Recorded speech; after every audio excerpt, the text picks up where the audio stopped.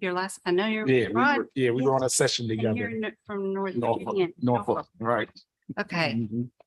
so Rodney, what's your last name? Jordan. Jordan and Ben. Matthew. Your last, I know you're. Yeah, Rod. we were on a session together. What did I? So Courtney says she needs a Zoom link for the first hour. All right. So are we live now? Yes. Okay.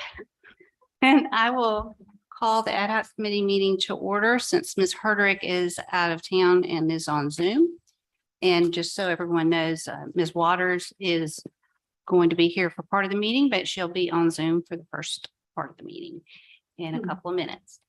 And we are here with trainers from the Council of Great City Schools to talk about the community engagement section of our student outcome focused work for this fall. Cindy Ellsburn, Ben Mackey, and Rodney Jordan are going to be helping us with this section. So I'm going to let Cindy take the lead now. Sure.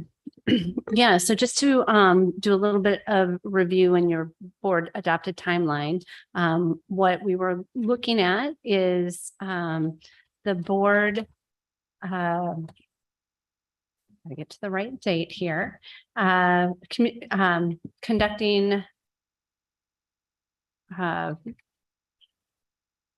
planning the community listening sessions. The target date on that is the 15th. And then actually over the course of September through the month of September, getting that community engagement and outreach completed so that there would be a synopsis of the community feedback ready for the board to draft goals and guardrails by the end of September.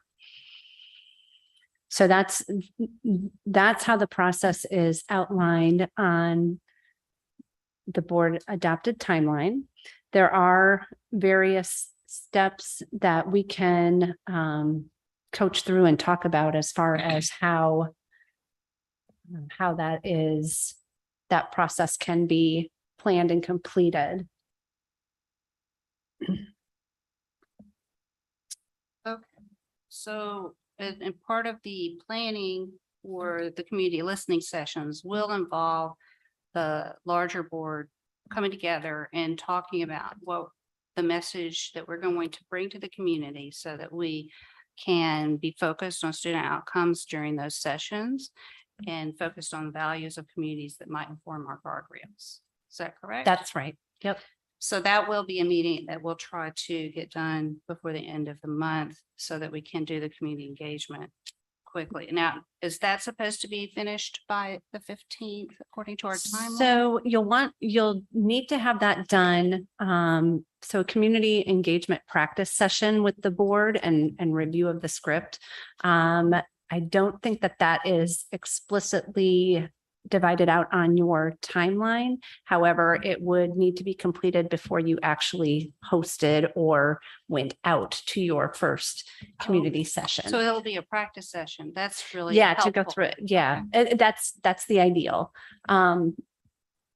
So what will happen is that the coaching team will help you script out that what you're going to be saying, the questions that you're going to be asking at those community listening sessions. And to do that, to help you script that out, what we'll do is solicit feedback. We'll ask all the board members a few questions and then be able to provide you with a draft script ahead of time that you can, that you'd be able to review and then be able to go through that to understand kind of the flow. The purpose for that and for scripting things out is that as the board does these community listening sessions, listening for the vision and the values of the community, it's very important that you're all, no matter what group you're in front of or which board members are delivering the message, asking the questions, you're all asking the same thing and you're all in message together so that you're Right, so we're being consistent. consistent. And Yeah. that way we'll get a more consistent feedback in terms of what we need to focus on. Right. And I'm also thinking back to the training I've done so far, guys, and that's some interesting noise, just acknowledging that. And we will also want to let the community know that during those sessions, if they have more customer oriented concerns, that we'll have a way to redirect Yeah. to talk about that later, or to note it and say that this is something that staff will have to address with you at some point, or that you'll need to talk to staff. Right. How do other boards normally handle that? So Rodney has some experience with Yeah. this as having gone through it. So those things come up. Can I interrupt really quickly? I'm sorry. Yep. Sure. Maggie, would you be able to send Courtney a Zoom link to her Gmail? Yes, ma'am. I think I have that address. Let me see. Sorry about that. I didn't realize she didn't. And then Cindy, would you also, since this is our second ad hoc committee that we've live streamed, could you just explain what a guardrail is, just so the public has knowledge of kind of what this means in relation to our goals? Yeah, sure. So I'll start with talking about student outcome goals. Those are goals about what students know or are able to do. We recommend that boards adopt no fewer than one, no more than 5, and that their span is 3 to 5 years. And that, again, that they're very specific about what students know and are able to do. Guardrails those are other policy statements, which we also recommend a board adopt 1 to 5. And those are prohibitions on superintendent authority. Essentially, they say they're written in a thou shalt not format.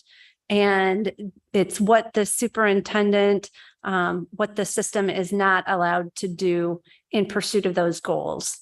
So by doing that, it allows the board to set boundaries around the superintendent and how they go about achieving the goals, but also gives the superintendent and staff then the freedom to innovate and strategize around implementation and operationalization of those goals in order to be able to achieve them. Right. And my understanding is that it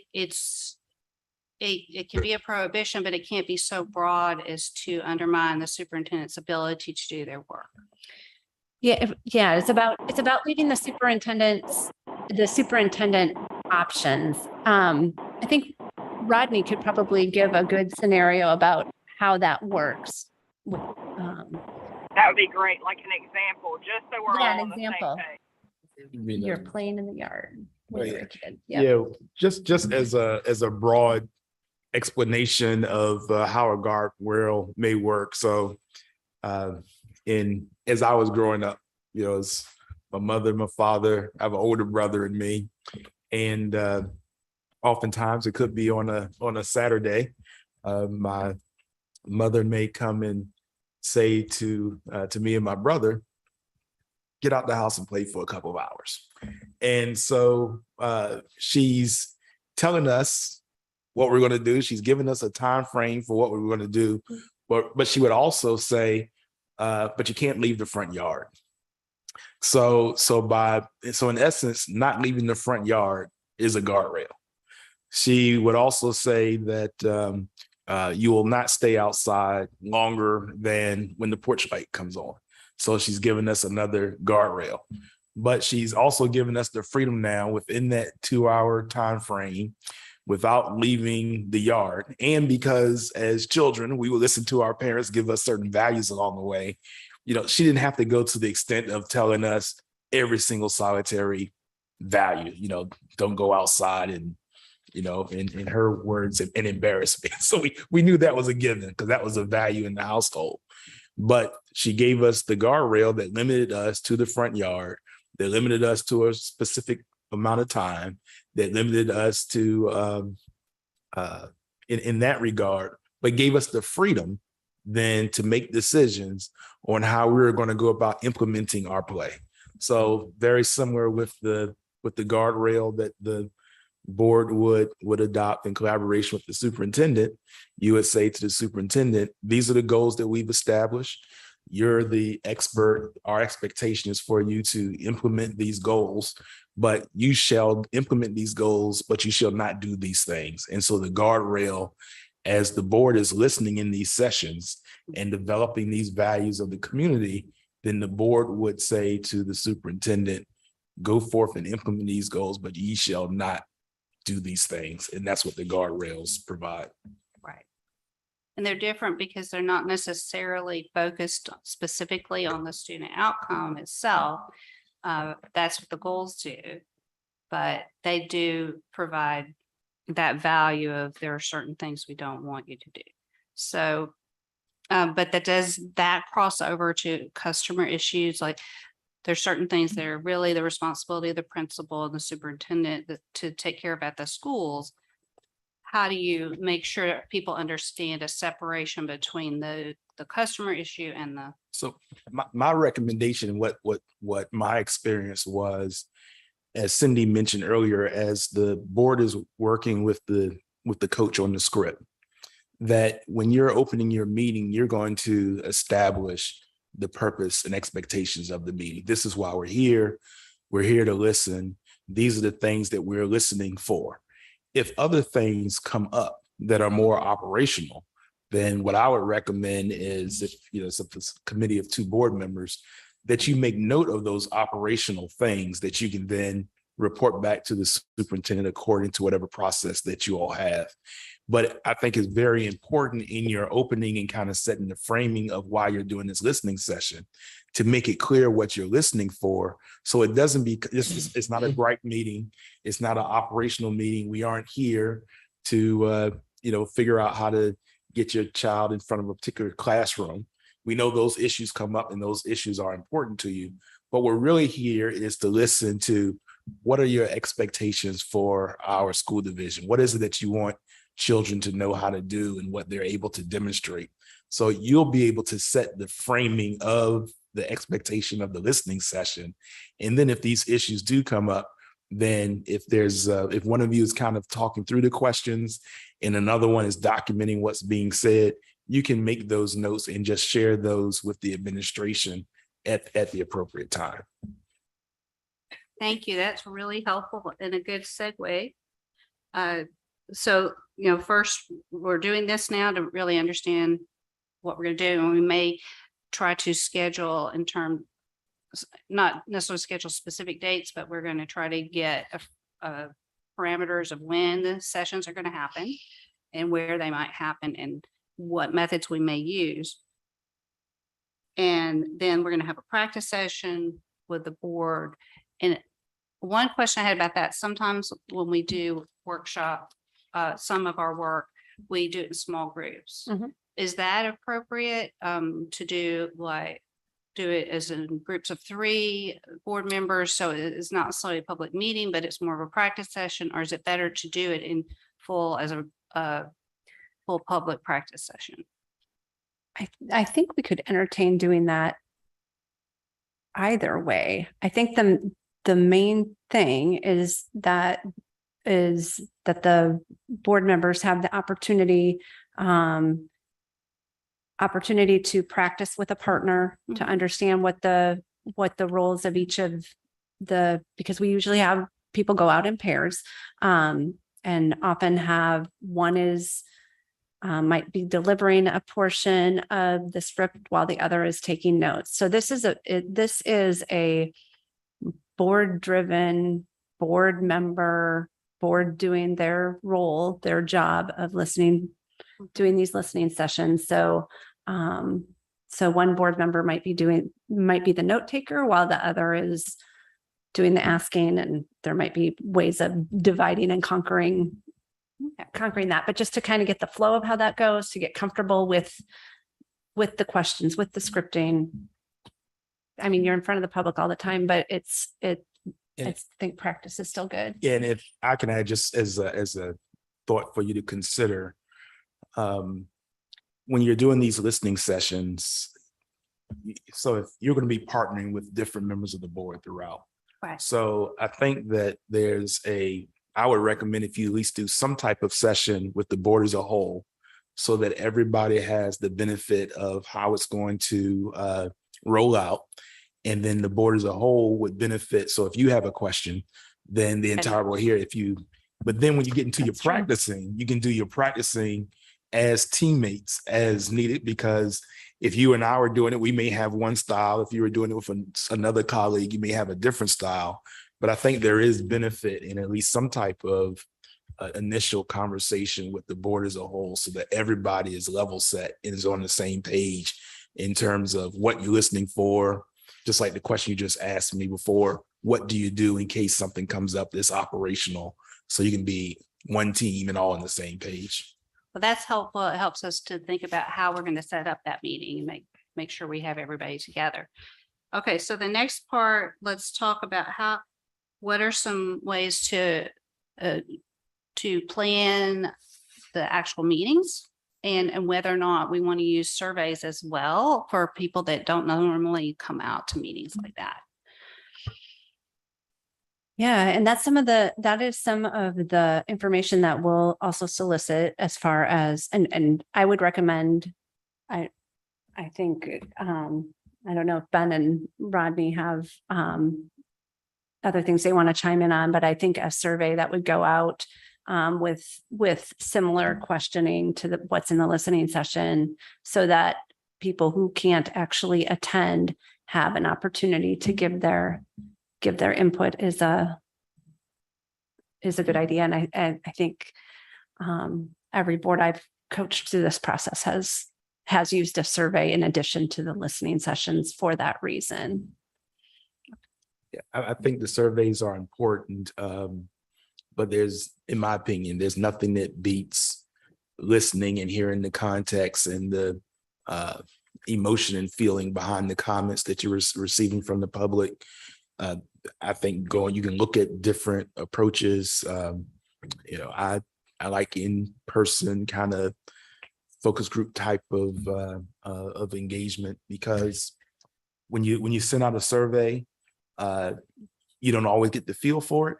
And then there's some members of the community that may not like surveys, may not see surveys, but if they're looking at you across the table and eye to eye, they're more likely to share. So I think you all know your community. And so I think the survey is a good instrument to try to get the broad piece, but be flexible. If there are some communities that are more likely to engage through the face-to-face setting, then definitely do that. And depending upon your timeline, which I think yours is pretty tight, try to get a good bang for your buck, but also not so large that you can't manage it. And so you have to find that sweet spot between, if it's 15, 20 people in the room, does that work for you? Versus trying to do something this size with 50 people in the room. More than likely is going to be unwieldy and difficult to manage and allow individual voices to be heard. That's a good point. And so, considering a short time frame, then we might have some issues with just trying to get all of us out into the different spaces. I'm not sure. Oh, go ahead. Well, one thing real quick, because I think we need to differentiate. We tackle it two different ways. We talk about community engagement and community outreach. So the community engagement, and both ways, it's two-way conversations, which Rodney mentions that face-to-face. Of course, the surveys aren't the two-way communication, but still a way to receive input. But we distinguish between community engagement and community outreach. Community engagement is our meetings hosted by the board where they invite the community to come in. Those groups, those pairs of Groups, board members. pairs of, yeah, so the board is going to establish dates where you're going to host meetings for pairs of board members to conduct the listening sessions and invite public to those.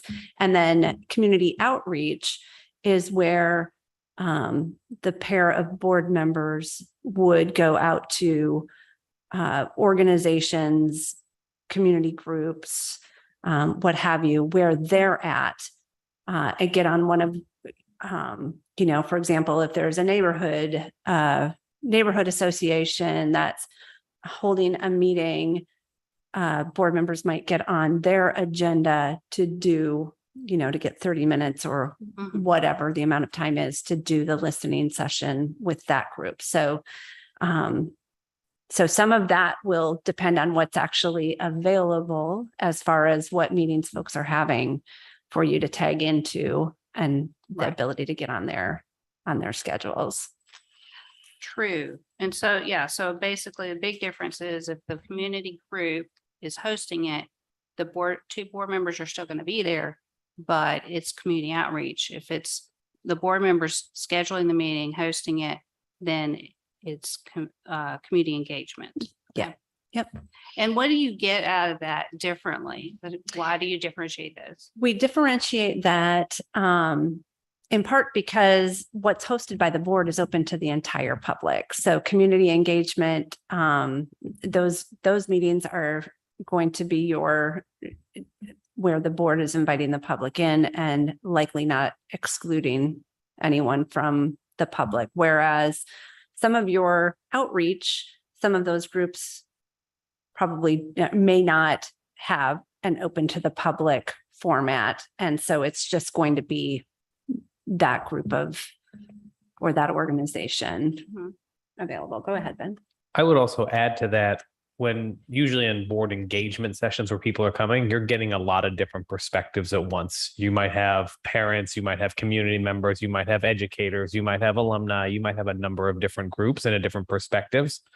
When you're going and outreaching to a specific group, you might be getting one specific perception and get to dive a lot deeper in that. Oftentimes, and sometimes, that you might have this similar types of people come to your engagement sessions. There's people that show up every single one and ready to share. This, like the outreach, gives you the opportunity to go out to groups that might not be able to come to the engagement session and hear from a well-rounded set of voices around the city. Yeah. And to that point, when I participated in engagement sessions with one of my colleagues, sometimes we did do themes. So we did some community engagement sessions for students. And so we promoted the fact that this was for students. And so we were soliciting students to come and be a part of it. We didn't necessarily deny if someone else wanted to come, Right. but because in the conversation that we had with the full board, we were trying to make sure that we were inclusive in our listening session. And so we wanted to make sure that we didn't leave students. We did a listening session with the business community. So there are different targeting that you could consider in your listening session as you're trying to make sure that you read a broad spectrum of the community. Right. One that I think of is that while we will want to have translators at all of our listening sessions, we may want to have one that is more focused on Hispanic parents, but there's going to be people of different speaking languages. So we're going to have to somehow navigate that. That may be difficult if we have to deal with multiple languages in one session. So, but we'll figure this out. Yeah, those are all things to consider. And that's where some staff, we generally are very, very much about this is the work of the board. There will be some staff support that will be needed. What I would caution though is not making it is being very planful about it so that it's not more burdensome, I guess, than it needs to be at a last minute, as far as a last minute request for translation or some other sort of support that might be needed to do that. So that's why the planning ahead is also a good idea, and really understanding what type of support like that the board might need to make sure that they're able to Yeah. hear those voices. Okay. What's next in your, Yeah. So, well, Courtney or Lauren, do you have any questions so far? Hi, Cindy. Hi. I do have a question. I heard the difference between community engagement and community outreach, and that made a lot of sense. But I guess for timing purposes, I'm wondering, would you be wanting, are we going to be having one engagement session per group, or is it going to be up to us? Like, for instance, if you assign 2 of us to the North area and we discover that there is a ton happening in our community in the next couple of weeks, and we can get into several things, would we be doing that, or would there be a standard expectation for each group going out? So it's going to be up to all of you to determine how many of those board hosted sessions you're going to have, where you're going to have them, if you're going to have them, in your different sections of the city. And in part from that knowledge that you probably all have of what is going on. The thing with you all going out 2 by 2 is that there can be board listening sessions, more than one scheduled in one day. If 2 of you are in one part of the city, same day, 2 of you can be in another part of the city. So there's different ways to be hitting various quadrants or sections of the city, or having multiple opportunities to make it as inclusive as possible as far as people getting to your sessions. Does that answer your question, Courtney? It does. And actually, in follow-up, just logistically, I'm wondering, because it sounds like from that explanation, and maybe it hadn't been decided, are we going to be assigned to specific areas, or will we just be charged with bringing back a schedule? And how's it going to be divided? The geographic territory. Yep. So with that, so what will happen after this? And if you all, I don't know if there's any starting point that you want to establish or not, with thinking about what some of those sessions might look like, or what some of those sessions might be. We can do that as a starting off point, or either way, we're going to solicit every board member for feedback. We'll essentially send a 3-part assignment, if you will, to board members, which one would be list what types of list the sessions you believe that the board should have. So it would be essentially a spreadsheet.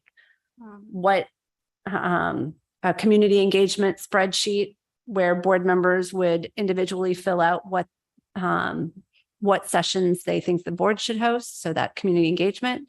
Another spreadsheet for community outreach. Are there organizations or groups who are having meetings that we think the board should try to attend?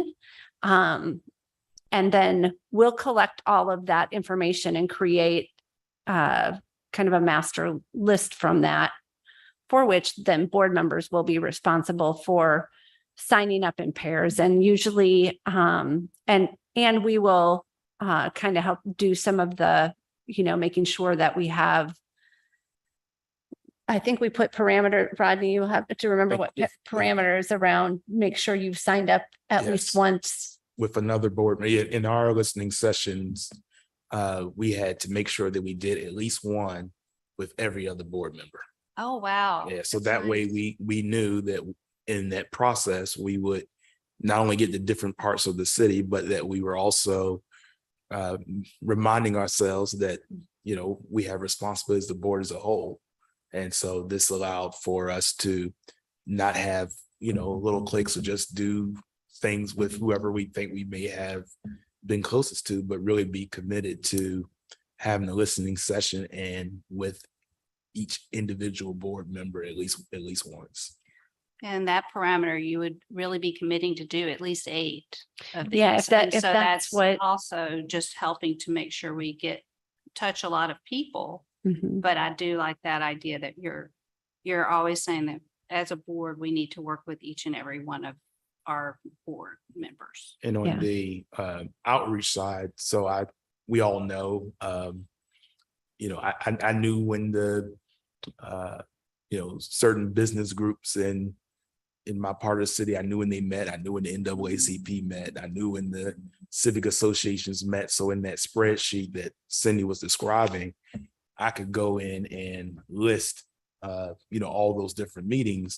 But from a practicality standpoint, we had to work together as a board to kind of narrow those down in order to try to get the geographic diversity, get the inclusiveness that we wanted to try to achieve within the time frame that we had. We couldn't do 100 meetings, so we had to be able to prioritize and decide as a whole which ones we would get to. Right. And so we could decide as a group how we want to define those parameters and to make sure that we're working with each other, but that we're also doing what's manageable and will actually engage the most community members.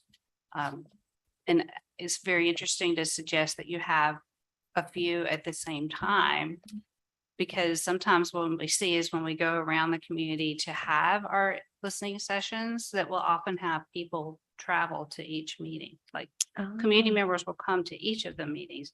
And so this would be a way just to really engage everybody and try to encourage as many people to participate as possible around the district. Yeah.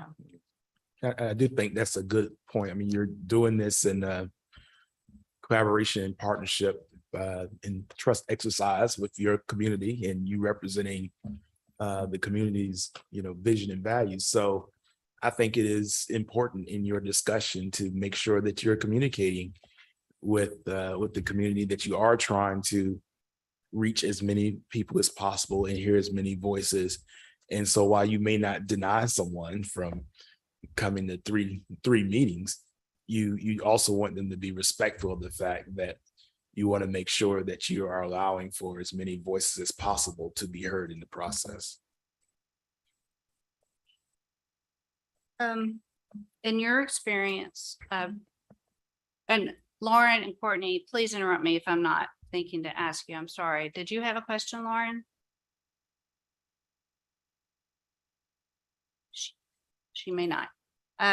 One thing that occurs to me is, so the Council of Great City Schools, most of the member districts are very urban, and our district, but I don't think we're unique, has urban, suburban, and rural areas. We're a very large geographic district, and we have a lot of different perspectives.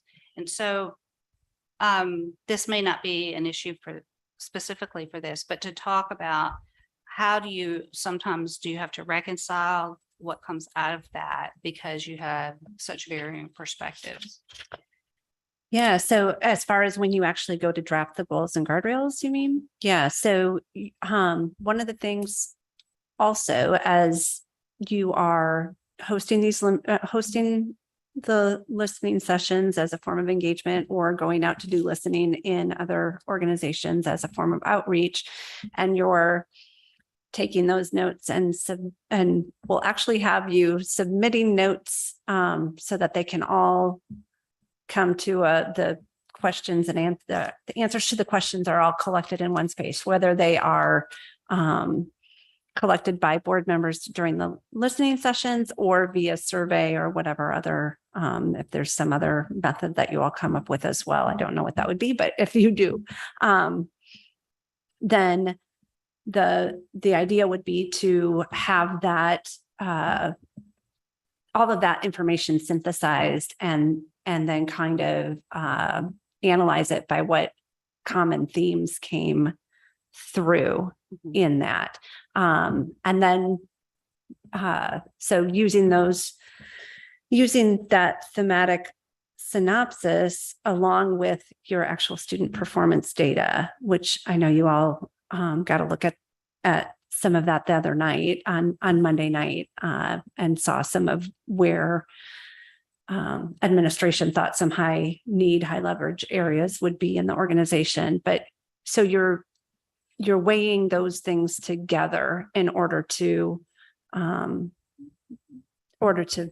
write those goals and guardrails. So I think that's one aspect of it, because you will hear a lot of different perceptions, and that's why you're there, is to bring all those perspectives to the table as part of that discussion. However, the other thing that is not an easy job is prioritizing all of those perspectives, because when we're talking about 1 to 5 student outcome goals and 1 to 5 guardrails, with a student population 48,000, Around 47,000. Correct me if I'm wrong, somebody. something like that. Yeah. So you have a lot of students. You just said you cover a large geographical area. So your job is definitely not easy in doing that. And we all recognize that. And prioritization, though, in the context of limited resources, because my guess is that you're not swimming in funds, and so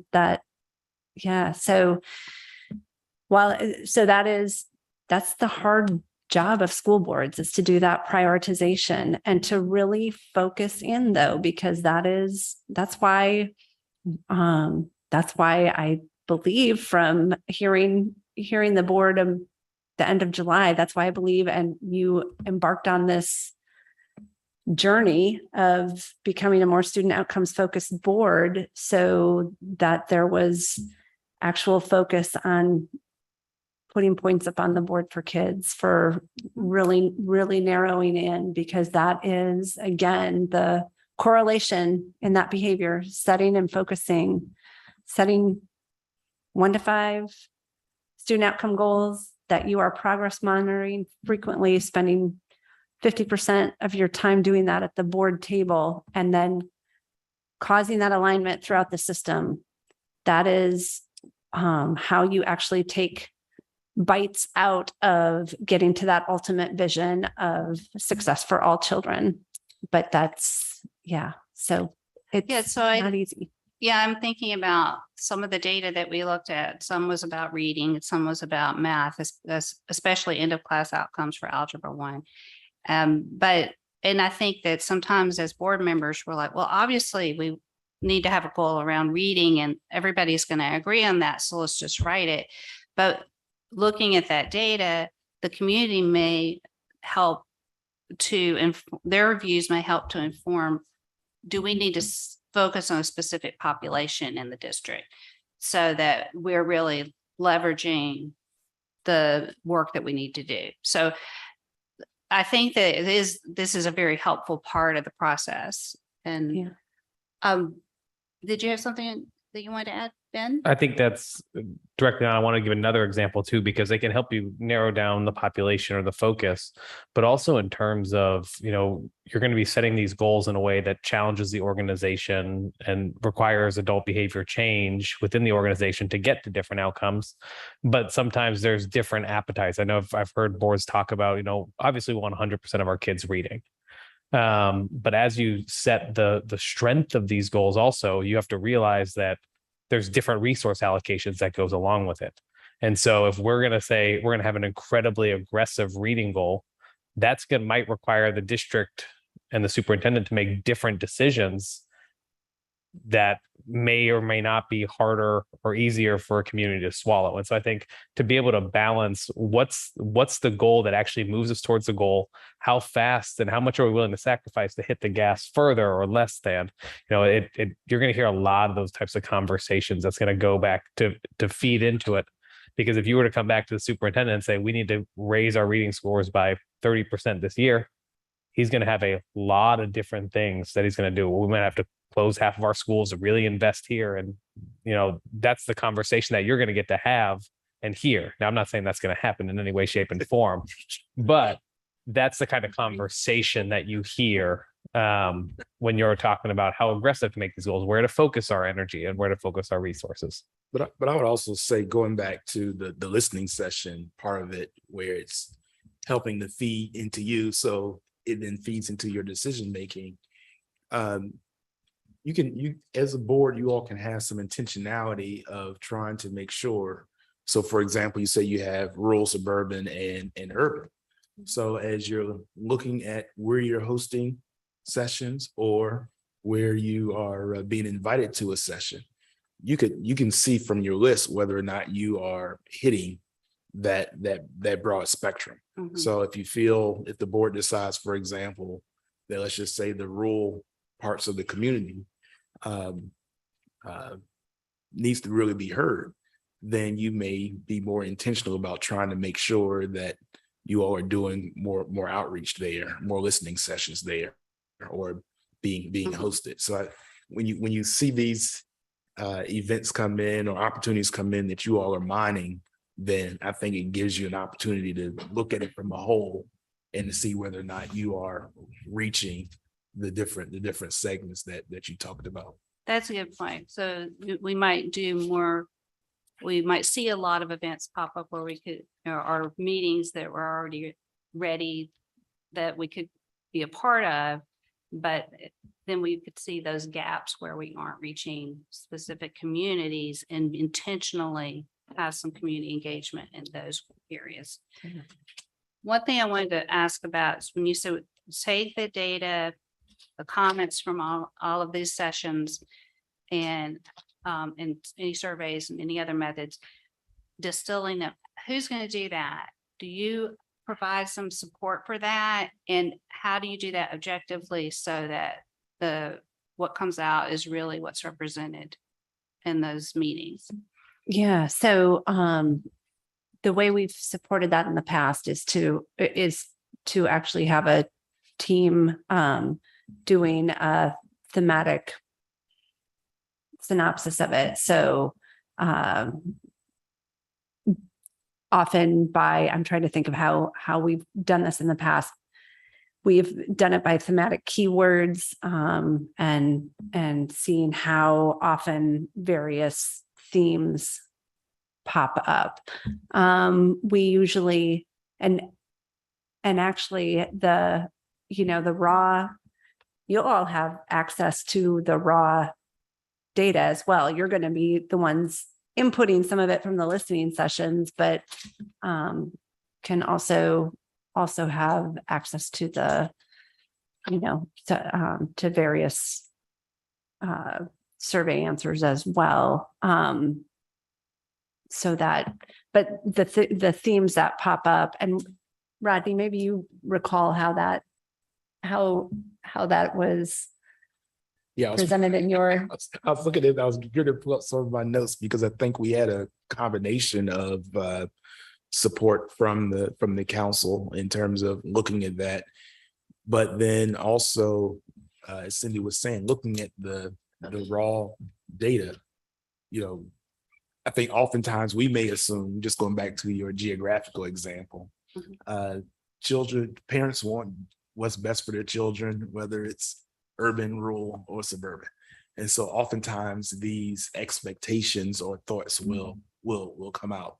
What may have some differentiation could be that some parts of the county or some communities may feel that they have less input or feel like they are heard less. So those types of themes will populate, and that's where the tough decision making of the board as a whole, and which is, you just keep hearing me saying that, because I think it's so critically important, because each of you are responsible for hearing the vision and values of the entire community, and then each of you also bring your connectivities where any human being would have, connections.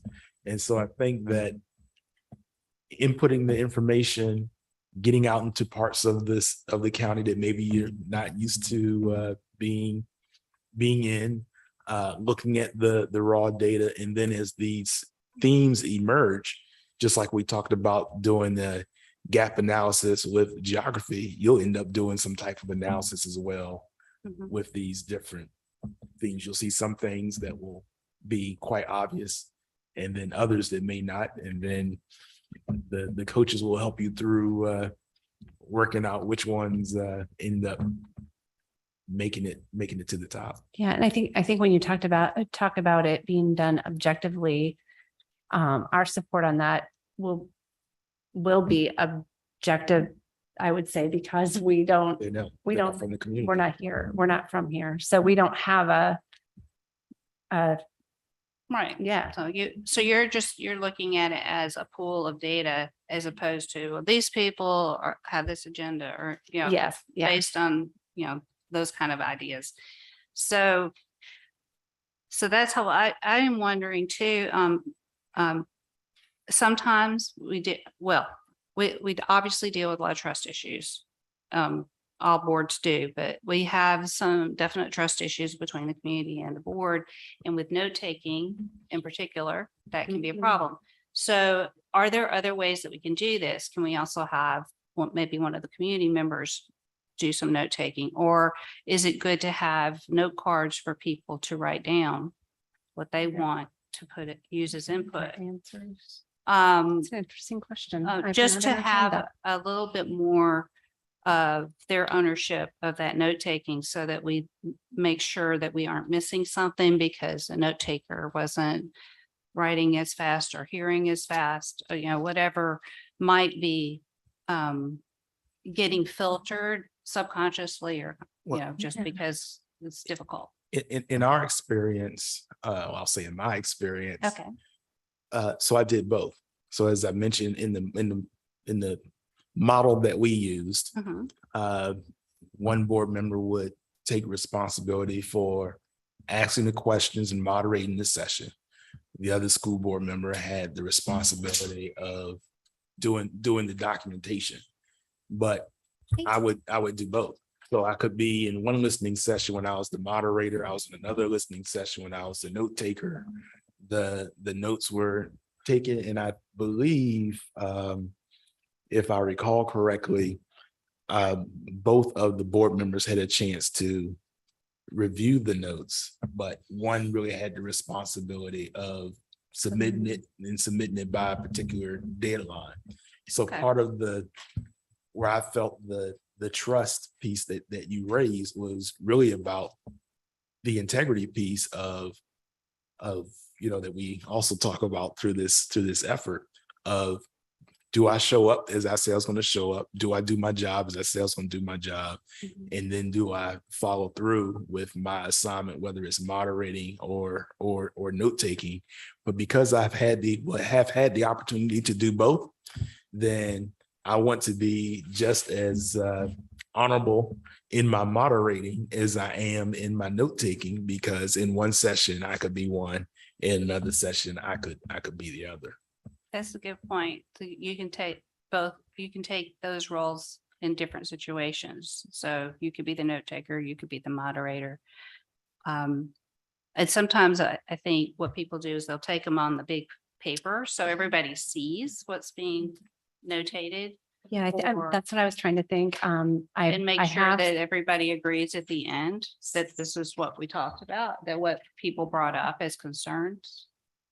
Have you? And I just wanted to say, Ms. Waters just got here, so welcoming her. She was on Zoom, but now she's here.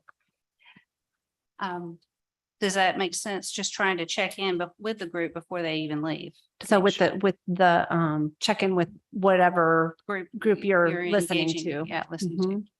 Yeah, I think that could be something that. So I have seen it. And I'm trying to, I'm going to have to think through this a little more, but I'm thinking sometimes if they're, especially now that in person is much more available, because Zoom was a lot of engagement sessions not Yeah. too long ago. Yeah, there might be that ability to have the big chart paper, give everyone a sticky note to throw up there and, Oh, yeah, that's or even- something like that. Logistically. We would could also do it a little set bit. up. Go ahead, Lauren. We could also set up a separate like public comment section similar to how they send us questions for the board meeting for our listening session. So if people can't attend, they can comment on there, or if they have iPads and things like that at the meetings, that they can send their public comments through that. It's all electronically logged. So I think we can utilize technology. That's a good point. And I think it's, And perhaps and make those public where the public can see them. So we could potentially talk to the superintendent about setting up a specific link, a governance link on the website where people have access to the public comments kind of across the community. Well, I think that is just another modality. she won't be able to hear you probably. Yeah, Lauren, I was just saying, what I like about that is it adds another modality to the scenario aside from the surveys and the in-person listening. So I honestly think a combination of those things, the chart paper example being one, the public comments opportunity as well as the surveys. And I wonder, I think the in-person is going to be a very important component, but we may want to have a few Zoom sessions just to reach people that have a hard time with childcare or whatever, to make it that accessibility as well. Yeah, I think that's good. So and Ben, you're a data person, aren't you? Data guru. How do you, it's always default to deal with qualitative data. So what kind of approaches do you think are important? Yeah, so I think what Cindy alluded to earlier is right on. So first of all, just looking at all the qualitative data you get, you have to have, whether it is on a chart paper, whether it's something people are typing into right there during the meeting, or whether or not they're filling out a survey, to be able to get that in one location. Then I think some of the best ways to go about that is to look through each of those responses and, tag it with, what is this talking about? This one is talking about equity. It's talking about reading. It's talking about this. And then you start to get a sense of, you can actually turn the qualitative data into quantitative data.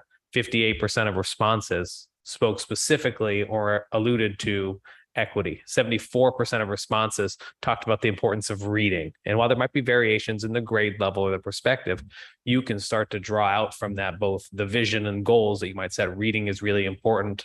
This is what we're going to look at. Here are some of the values of the community that we also want to think about for, 48% of responses talked about culture and student culture. So maybe that becomes a value or a guardrail. And so that's my recommendation. That's some of the work that the council is able to do, is once we have all that in one location, to start kind of looking at those, tagging them, and showing the trends that come through. Now, obviously, you all will be able to read all the raw data and look at that.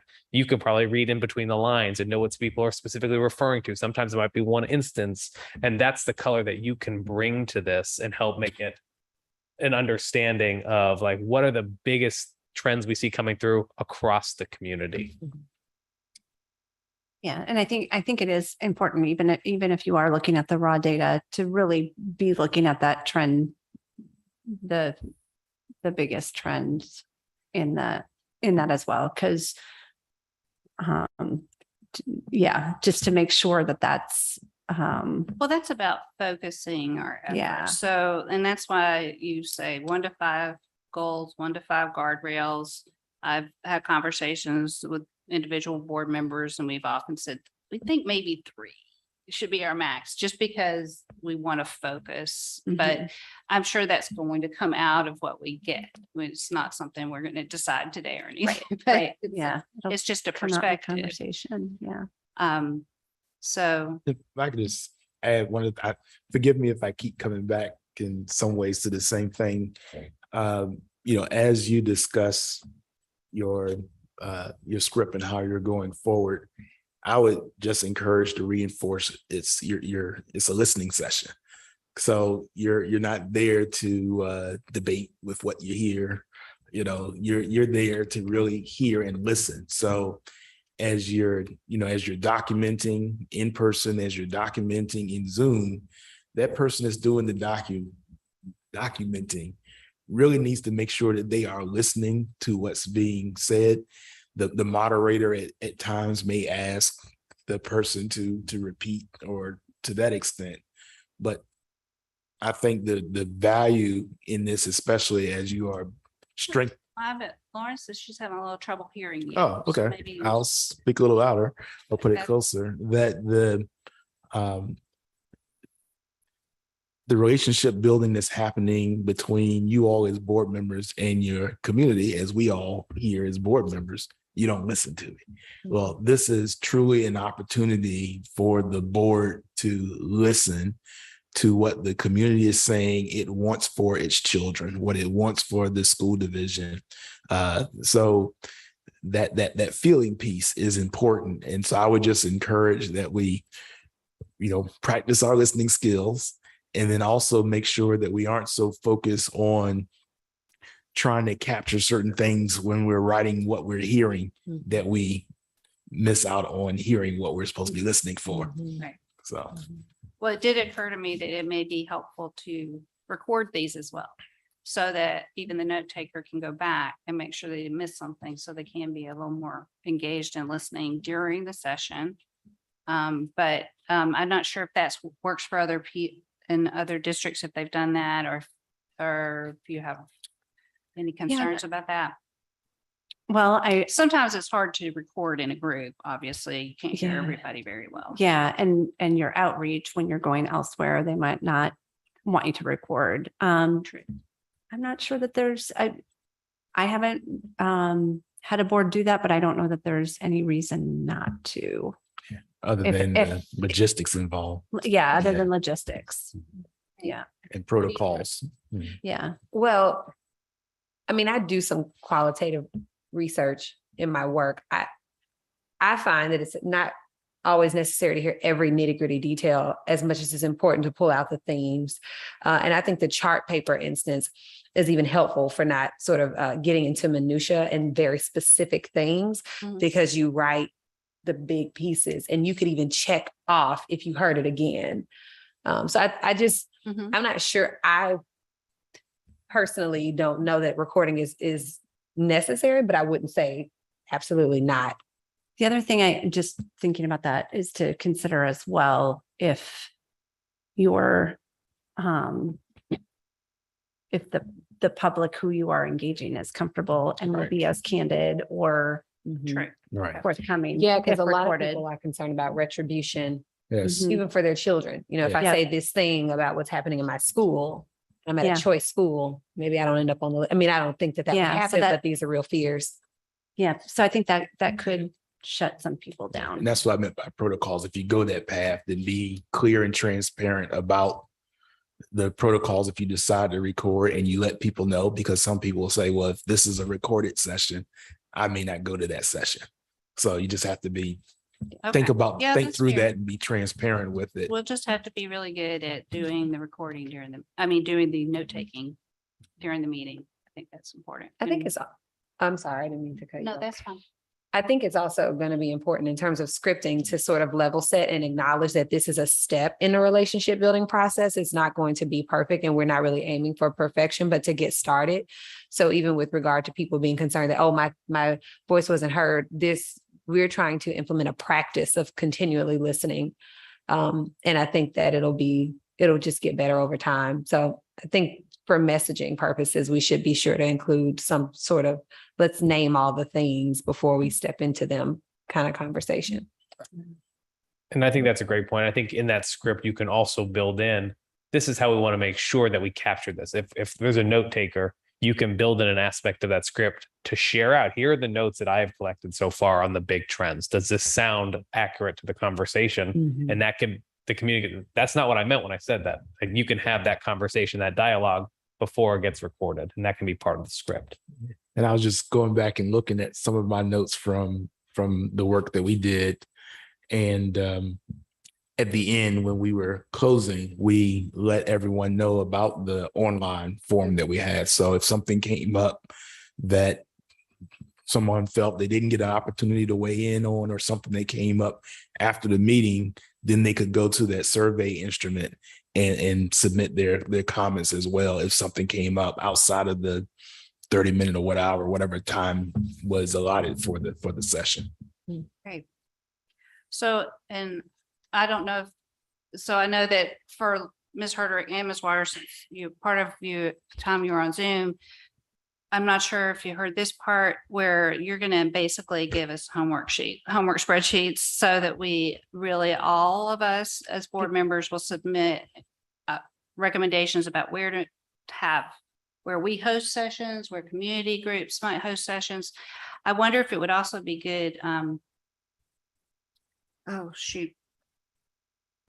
There was another, to also do that part of setting up our meeting for a practice session as a group, to say, let's go ahead and send out a survey to everybody to say, when are you available?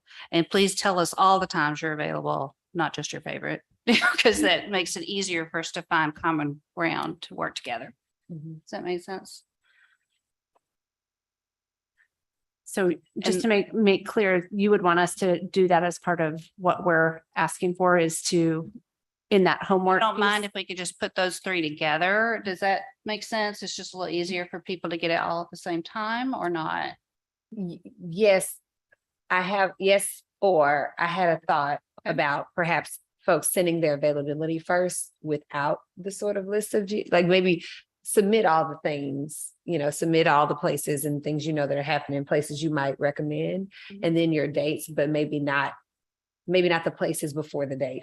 Oh, Like not the- that. I was talking about the meeting where we're going to get together as a 9-member board to practice a community listening session. And that's going to need to happen in the next week or two Mhm, before we go out to the community. mhm. So just to make sure we know when we can do that, like maybe, how long does that practice session usually take?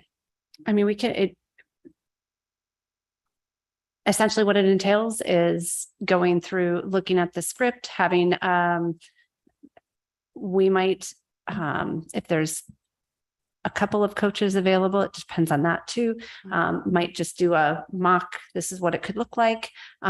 Or if have a couple volunteers, do it. And like, if I was coaching it, I would pretend I was a community member and give you some feedback, or and do that, and just have a couple people practice it that way to the degree that you think everyone's. I ready guess to what roll. part of what I was trying to think about is if we could do it on the same day as our next regular board meeting as a workshop. Or if we need to do it for a different date. That might work too.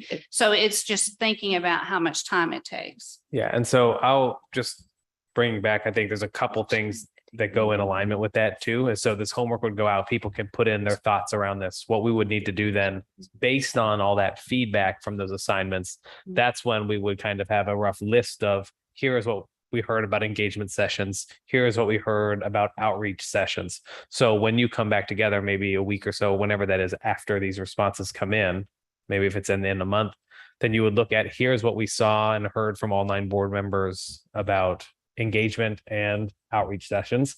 Then we'd have a conversation together around, does that encompass the wider community? Or is there areas we're missing? Do we need to add anything there? So we'll solidify that. Then next we'll talk about parameters, how many of these based on that list, that means everyone's going to do 5 of these. Okay.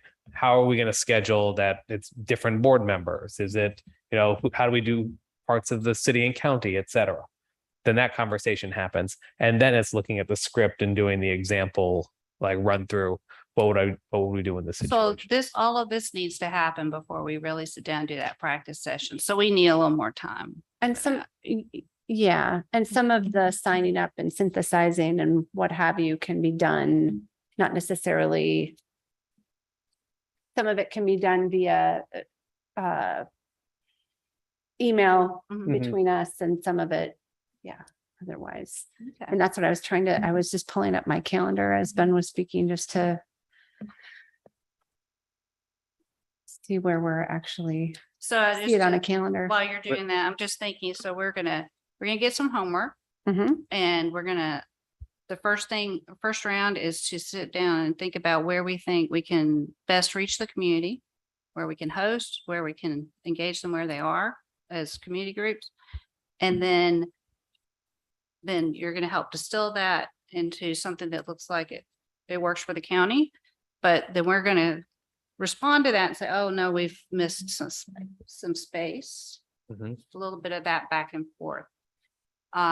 Will that also include the script that you're working on? Will we do some back and forth on that during that time as well? I think I think that's possible to send out a draft script for, and to ask, is there feedback or anything that we missed or would, and that's also going to be, we're not going to, if one or two board members say, I really wanted that question in, but that is not but that wasn't a common, we're not going to get every board member's questions in, every board member's. Oh, that's right. You're going to ask for our questions. Yeah, as well. we'll ask for what you want included and such. And so I think that also is going to be a little bit of paring down, getting some common themes and stuff included. But if there's something that is missed that multiple board members say that really needs to be in there, then we can talk about adding that back in or adding, not back in, but adding it in and or editing, however. So we'll all have a little bit of work to do in the next week and a half, I guess. Yeah, so I think our question for you needs to be, as far as, if we were able to get the assignments out in the next day or so to every individual board member, what's the reality of turnaround on board members actually completing that? So like we said, it would be a list of, I think the first round would definitely be not before Monday, for sure. What do you think? Well, I just I think we should set a date and just take what we get when the submissions come on that date. I think it just depends. Sometimes board members respond quickly, sometimes they don't. Sometimes if it's not important, a priority at the moment, they may come back to it. So maybe what we can ask is that when Julie sends it out, that maybe she sends a reminder, maybe a day or two before. It's to be due, but I mean, we've talked about time and again how tight this timeline is, and I think getting the turnaround within a week at least. So maybe not before Monday, but if it went out on Friday to next Friday, folks could respond. Do we want it? I completely agree with that. Yep. Let's put like a pretty strict timeline on it for board members. If it goes out today, tomorrow, I would say by the end of next week, that everyone should have time to complete. It's only 3 questions.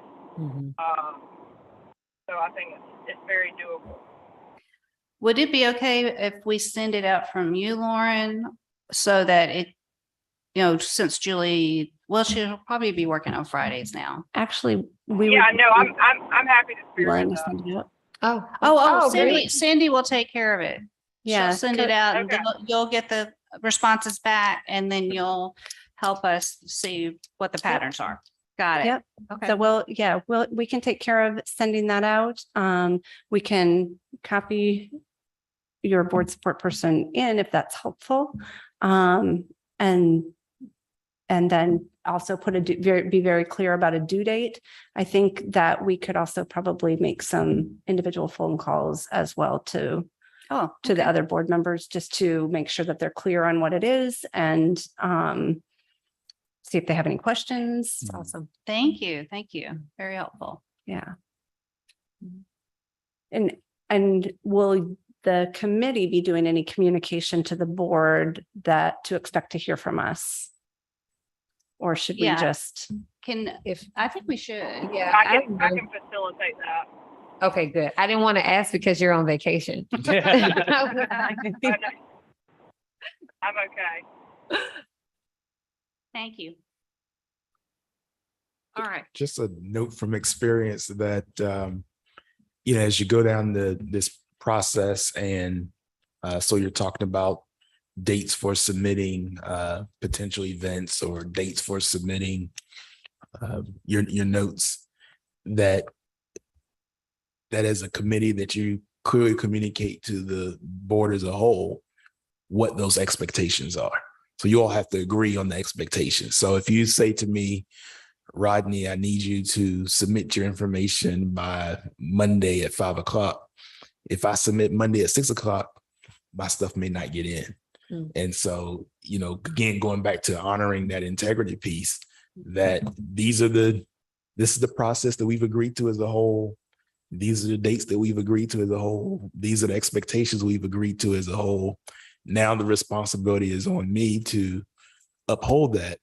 And especially when it comes to the note taking, if I'm supposed to get notes in by a certain time and I haven't done that, I've now let down the very community that I say I'm listening to, because I sat in that session and I took notes. And then if I didn't submit on time, that voice wouldn't get represented in the process that you're doing. So you'll have a very aggressive timeline. So as a board, the amount of commitment it's going to take to execute this is something you all have to make sure that you are in lockstep with and are committed to. Otherwise, it can easily break down. And I know you don't want that to occur. Thank you for saying that. And so maybe, Lauren, we can remind everyone that in order to stay with the timeline that we voted on to implement, we really need you to get this to us on time. We can't wait for you to do it later on. And like you said, your input might not get included if you're late. Yeah, and that in this respect is about board members, that as you go through the process, and It even still not is, getting this yeah. done, it's still not honoring the community Right. necessarily that you represent if you're not speaking for where you think that that these sessions should happen. And then through the process when you're responsible for submitting notes, Mhm. and that has happened. So where the notes didn't get submitted, so that whatever group that reach was done didn't get included. But yeah, so the commitment is super important and just really being timely. Thank you. Well, the great thing is we all voted to move forward with this as a group, and now it falls on the individual for accountability. And with Yep. the group sessions, there's 2 of us, and so that accountability is there. And I think through this, we have to set those clear expectations that if you're not following up on this, that there will be discussion. Yeah, Because we do have such a short timeline with this.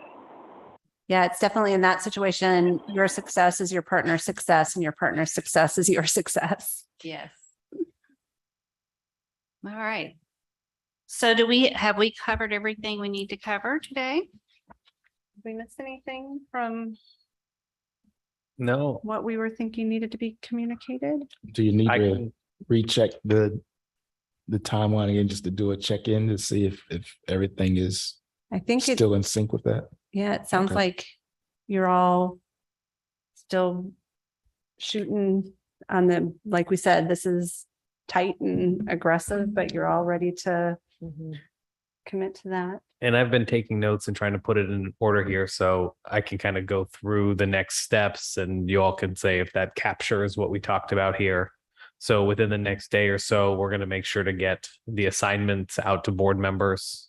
Ideally, the goal would be for them to complete it by end of next week, Mhm. to provide feedback on the community engagement sessions, the community outreach sessions, dates, et cetera.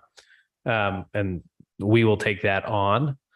Then after we receive all of that, we'll hopefully put that into a clear outline for the engagement and outreach sessions based on the board member feedback, as well as an example script based on the board member feedback, and share that back out with board members so board members can make any final comments to us. At which point, sometime in that, ideally the following week or so, there would be a session to review the near final outline of the engagement sessions and outreach sessions, the script, and conduct that practice of the script to be able to talk through and go through those different elements. That would happen the week of August 22nd. That would be, Session, yeah. yes, Okay, Yep. sometime that week, okay. ideally. And then that would keep us right in line with this timeline of being ready to go for September. So these engagement sessions would take place throughout September. Conversations around that is, and this will come out in what board members write, but some of the comments made around it'd be helpful to have in-person ones, but also might be helpful to have Zoom, like some different elements of that. And then as far as finalizing the methods of communication and recording, potentially at these in-person ones, chart paper to be able to review responses collectively that's been written on the chart paper, or note cards that participants fill out and can submit and leave. But also having maybe an online way for people either at the meeting or on their own to submit comments, thoughts, and reflections, and then a survey that can also capture for anyone that's not able to be present. Can I just ask one question? You said throughout September, but I think our timeline has the community engagement work to be done by September 15th. Is that right?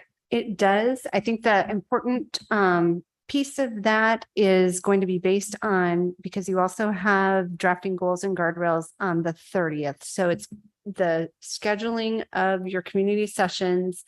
They're going to be need to be completed in such a time that there is time to analyze all the data Right. collected. So, and then, because if we are actually going to propose and vote on the goals in October, then we have got to get almost all that work done by the end of September. Does that resonate with everybody on the committee?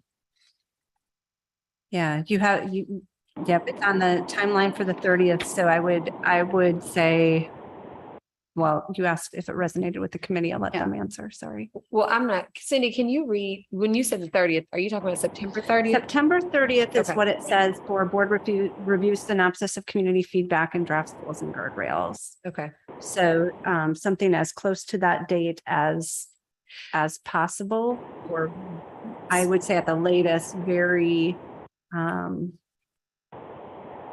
very beginning of October.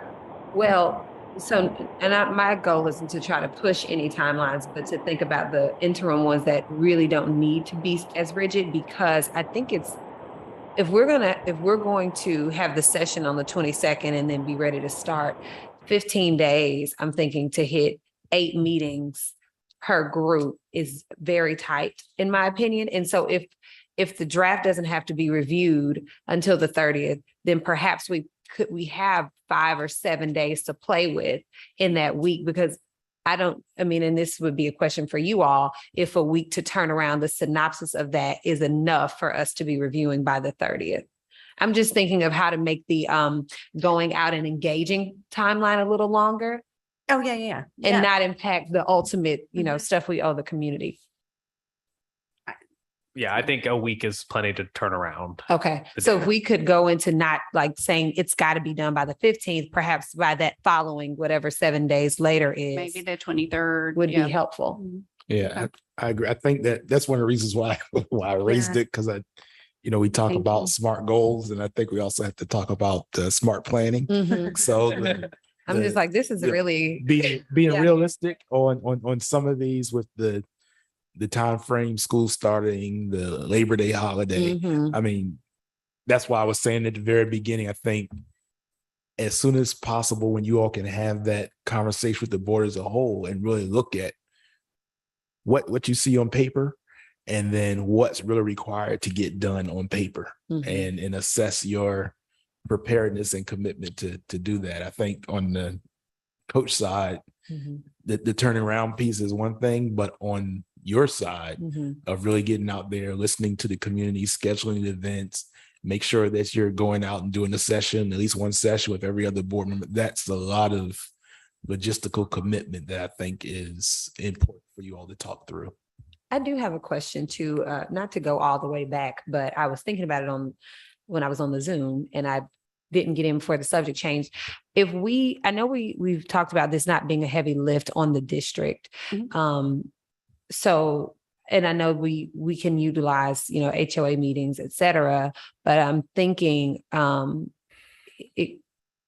the coordination piece, is that not expected to be handled by the district? Because I'm just wondering how we go about, getting the technology, getting Yeah, the, some of that will getting need the to be handled. communications. So I think, yeah, and I think when we talk about it not being a heavy lift, it's not the staff doing it, not the staff taking notes, not the Okay. staff submitting notes, not them facilitating. It's just, but there will, and especially if you, we would very much recommend if it's going to be, if you're going to be doing any of these listening sessions at your schools, Mhm. that it's staff deal, yeah. Well, and that's what because yeah. I was like, with the tight timeline, this district has the capacity to get communication out to get more people to, and now we've Yep, done this and there's before, and that it's not too. like, Yeah. it's not like it's huge numbers. Perfect. But, Yeah. It's not Yeah. perfect, but even still, just hitting enough people in a couple of Yeah. sessions. Yep. So really the planning is you're doing the lift of planning, not expecting staff to plan for you. You're doing the, but they will need to support in in those ways that you're mentioning. Yeah. So, yeah. we'll have to- that's a big Dr. one. French and Courtney, Mhm. Yes. Yes. could you guys potentially, before you leave, see if we can set up early next week, a meeting with Don and Julie Okay. to facilitate just the initial conversations of what all will be needed for these community sessions? Okay. Just so we can loop Michael in if needed, anyone from a technology standpoint, just so they're ready when these surveys come back, that we're at that point ready to go. Because I imagine that we're going to use some of our school facilities for these meetings. Mm-hmm. And I think they just need to be aware in advance what might be coming down. That's a good point. Yeah, I don't mind helping with that. I'll stop in and see Julie and see if we can figure that out. I'll make myself available whenever they have time in their schedule. Okay. And then just to mention too, it does say the 30th for drafting goals and guardrails. 30th, I just looked, that's a Friday. So it doesn't necessarily have to fall exactly on that date, but figuring out a date that is going to, that is workable for everyone's calendars to make sure you have a good amount of time, and that would be a coach facilitated meeting that would include your superintendent, Mhm. and then possibly some of the superintendent's cabinet Okay. if needed That to Okay. for the data. So that's piece. going to Sometimes be that the happens. goal, the drafting of the goals and guardrails. Okay. Yeah. Right. Yeah. And I think that as long as we have it during that last week of September, that will make it so that it's available for the COW to discuss further at that point, and that will give the public plenty of time to say, wait, that's not what we said, or, have some feedback. So drafting, oh, wait, I have. Because your- I think we would want to go through the COW and then to the board meeting on that. I'm just And you're thinking, talking about the Committee of October the- 10 yes. committee of the whole? Yes. Because if we can make sure it's published at least by, normally everything in our, most of the things in our packet are published the Wednesday before. Would be nice to have it sooner, but at least that, but then we have it for the COW, and then we have another couple of weeks before the board meeting. Well, and the good thing is it would be nice to have the materials, but if we didn't have the materials until the 6th or the 7th, it's not, as long as there was a placeholder and some sort of background information, it would still get out there and folks could, look at it before Monday. If Oh, we you're talking absolutely about had to. whatever Whatever the we're actually board going to is present drafts. in the meeting. Mhm. Mhm. Okay. Yeah, and the other thing then that also gives the superintendent the opportunity to, once you've drafted those goals and guardrails, to begin their work on crafting the interim goals and interim guardrails, Mhm. because that will be something that the board again will want to go through before they adopt these, to make sure that the actual intent was Is- captured. And sometimes that, And understood. by yeah, the and staff. that can be really critical on the guardrails, because sometimes the superintendent might come back with an interim goal that is reasonable for how the guardrail was written, but it's not really what the board meant. So they might have to rewrite that guardrail a little bit more to be more, to be more explicit or in what they meant. So in terms of just the data collection piece, when you all synthesize it, will you pull out the big themes? So you'll pull out the big thing, because I'm thinking about in an instance when that happens, we would want to be able to go back to the point in the data where we can identify that that's not really the intention. And so I'm just wondering if it'll be just really clear and well organized, and perhaps we ask that the superintendent tie whatever they come up with to this theme that came out of the research, so that we can make sure we're speaking the same language and on the same terms. And actually, probably when you're writing the goals and guardrails, we would, as you're doing that, it would probably be important when you're looking at that information, where in the thematic community input are you drawing that from, and where in the student performance data are you drawing that from? So board members are also clear on that didn't just come. Right. Yeah. That's a very good point.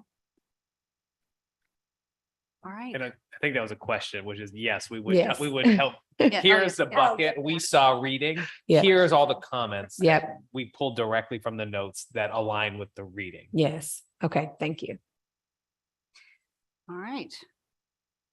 Well, it sounds like we have a lot of work to do. Yes. And this is great It's good planning. work.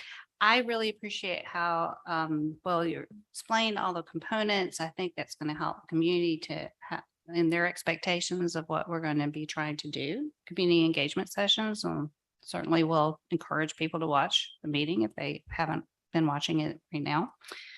And I also like to just take an opportunity to say that the student outcome focused governance framework is a framework. It is not telling the district what goals to set, what guardrails to set, or what inputs to use. That's up to us. That's our work. This is just a methodical approach to get that work done. Yes. And Okay. it is, and it's based on research or setting the context for improving student outcomes in the system. So anybody who has access to that student outcomes focused governance framework, which